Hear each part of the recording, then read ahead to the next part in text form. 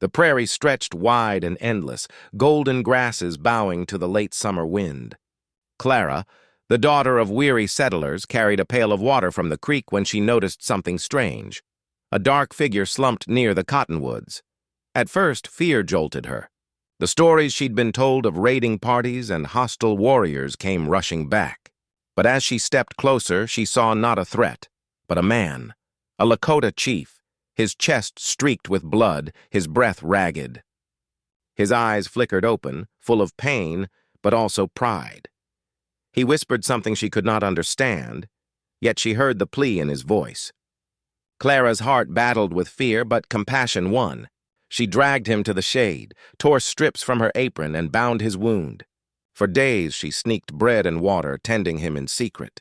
Slowly, he healed. His name was Chaska. At first their words faltered, but gestures and shared glances bridged the silence.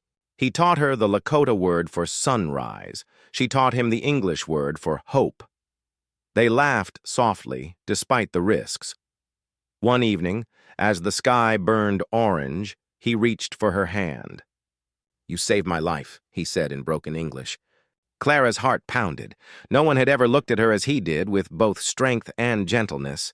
When her family discovered him, fear flared, but Clara stood firm.